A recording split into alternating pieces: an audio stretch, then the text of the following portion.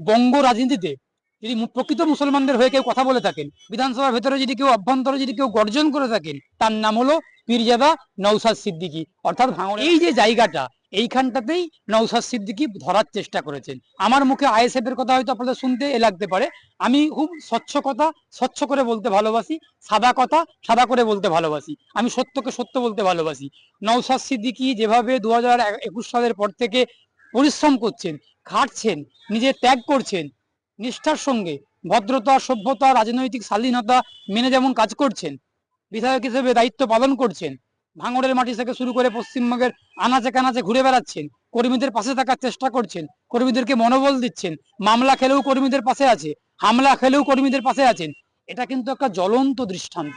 হুমায়ুন কবির যে এই বাবরি মসজিদকে নিয়ে রাজনীতি করতে চাইছেন, সুতরাং হুমায়ুন কবির যেটা চাইছেন বা যেটা করছেন, হুমায়ুন কবির শুধুমাত্র ব্যক্তিগত স্বার্থকে চরিতার্থ করার জন্য এই জিনিসগুলো করছেন, করতে পারেন, কিন্তু মসজিদটা তো আর ব্যক্তিগত স্বার্থের জন্য না। আমি আবারও বলছি, আমি মসজিদের বিরুদ্ধে কিন্তু নই, আমি কিন্তু বাবরি মসজিদের বিরুদ্ধে নয়। আমি বলছি কি যে মসজিদটাকে নিয়ে ব্যক্তিগত স্বার্থ, রাজনৈতিক স্বার্থ আমি আনবো কেন? নওশাদ সিদ্দিকীর মাথায় টুপি, দাড়ি, মুসলিম ধর্মের যে প্রতীক টুপি এবং দাড়ি, মোহাম্মদ সাল্লাল্লাহু আলাইহি সাল্লামের যেটা প্রতীক, সেই প্রতীক নিয়ে নওশাদ সিদ্দিকী রাজনীতির ময়দানে আসছেন। রাজনীতি করতে গিয়ে ইসলামে তো কোথাও বাধা নেই, কোথাও তো কোনো নিষেধাজ্ঞা নেই, করতেই পারেন, কিন্তু রাজনীতিকে তো ধর্মের সঙ্গে মিশিয়ে দেওয়া যায় না। উনি অবশ্যই পীরজাদা, উনি অবশ্যই পীরের বংশের সন্তান, কিন্তু উনি একবারের জন্য ফুরফুরা শরীফকে, পীরজাদাদেরকে, ইসলামকে, ধর্মকে রাজনীতির ময়দানে টেনে কিন্তু আনেননি। আমরা এতদিন ধরে দেখতে পাচ্ছি উনি একবারের জন্য ঘোষণা করেননি যে আমি বাবরি মসজিদ তৈরি করব। যদি উনি 2021 সালে বলতেন যে আমি বাবরি মসজিদ তৈরি করব, বা তার পরবর্তীকালেও যদি বলতেন, তাহলে কিন্তু একাধিক বিধানসভা কেন্দ্রে আইএসএফ এর প্রার্থী জিততে পারতেন, বা আইএসএফ জিততে অনেক এমএলএ পেতেন। কিন্তু উনি একবারের জন্য ভাবেননি, ঘোষণাও করেননি, ভাবছিল না। উনি মুসলমানদের আর্থ সামাজিক দিক থেকে, শিক্ষা, স্বাস্থ্য, কর্মসংস্থানের দিক থেকে, অর্থের দিক থেকে, যোগ্যতার দিক থেকে মুসলমানদেরকে ওপরের সারিতে টেনে আনার চেষ্টা করছেন, যাতে মুসলমান আজকে মাটি থেকে আকাশে, মহাকাশে যেতে পারে, যেটা পর্যন্ত পৌঁছাতে পারেন, বিজ্ঞানী পর্যন্ত হতে পারে, সেই চেষ্টাটুকু করে যাচ্ছেন। মুসলমানদের ভাবতে হবে, সাধারণ খেটে খাওয়া কৃষক শ্রমিক মুসলমানদের ভাবতে হবে যে আমি বা আমরা কাদের পক্ষে থাকবো। যারা আমাদের আর্থসামাজিক স্বার্থ নিয়ে, আমাদের কর্মসংস্থান, আমাদের ছেলে মেয়েদের স্বার্থের কথা ভাবছেন, তাদের পক্ষে যাব, নাকি যাদের ব্যক্তিগত স্বার্থকে কাজে লাগানোর জন্য মসজিদ বা মন্দির বা ধর্মকে হাতিয়ার করছেন, ঢাল করছেন, তাদের পক্ষে যাব। মুসলমানদের ভাবার সময় এসেছে। আমি সেই জন্যই বলতে চাইছি যে আপনারা হুমায়ুনের মধ্যে মানে খেলার চেষ্টা করছেন।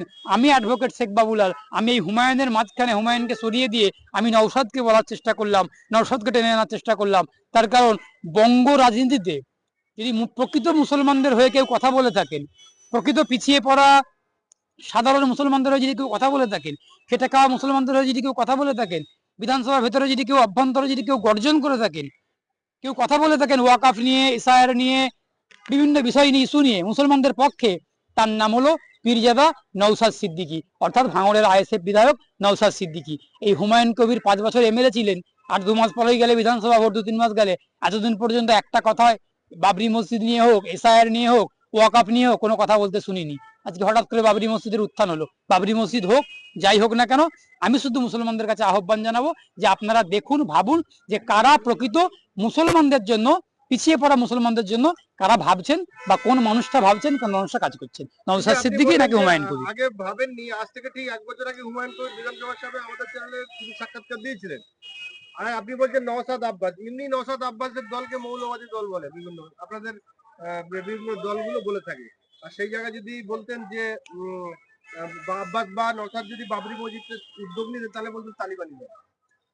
মৌলবাদী শব্দটার অর্থটা আগে আপনাকে বুঝতে হবে, আপনাদেরকে বুঝতে হবে মৌলবাদীটা কি। মৌলবাদী শব্দটা হলো যে কোনো যদি ব্যক্তি কোনো একটা বিশ্বাসের প্রতি বুঁদ হয়ে থাকে, যে ওটাই ঠিক, ওর বাইরে কিছু নেই, ওর বাইরে কিছু হতেই পারে না।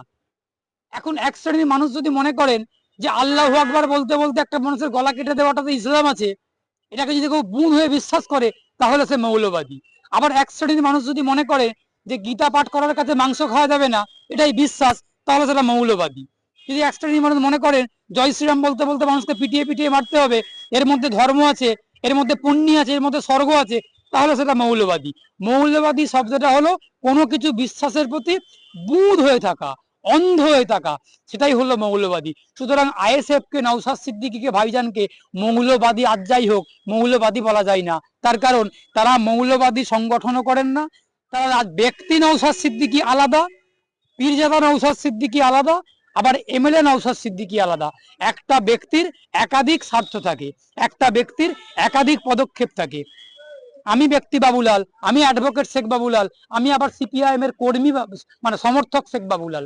আমি কিন্তু বিভিন্ন দৃষ্টিকোণ থেকে বিভিন্ন রকম কথা বলতে পারবো।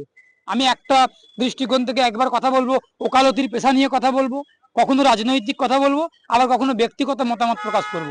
সুতরাং ব্যক্তি নওশাদ সিদ্দিকী, পীরজাদা নওশাদ সিদ্দিকী, আবার এমএলএ নওশাদ সিদ্দিকী, এই তিনটের মধ্যে কিন্তু আকাশ পাতালের পার্থক্য আছে।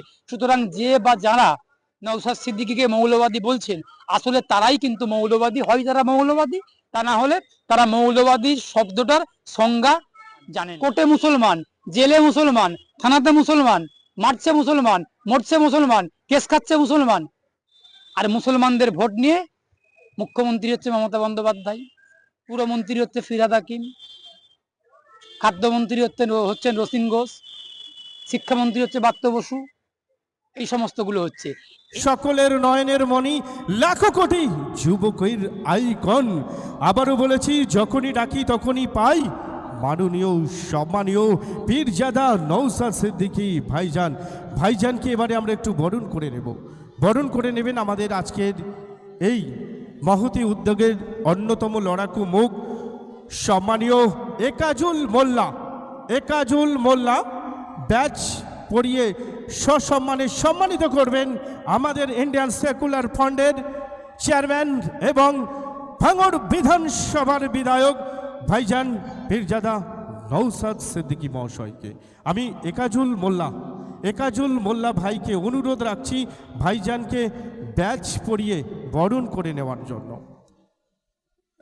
একাজুল মোল্লা বরণ করে নিচ্ছেন আমাদের ইন্ডিয়ান সেকুলার ফ্রন্টের চেয়ারম্যান এবং ভাঙড় বিধানসভার বিধায়ক, আমাদের অত্যন্ত জনপ্রিয় সম্মানীয় পীরজাদা নওশাদ সিদ্দিকী ভাইজান।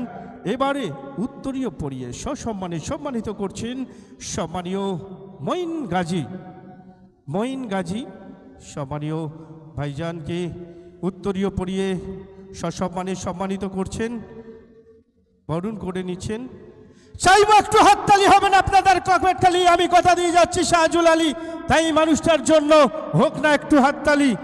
সবসময় সর্বদাই যে মানুষটিকে আমরা পাই সম্মানীয় পীরজাদা নওশাদ সিদ্দিকী ভাইজানকে এবারে ফুলের শুভেচ্ছা, ফুলের ভালোবাসা, পুষ্পস্তবক তুলে দিচ্ছেন আবুল হোসেন মোল্লা।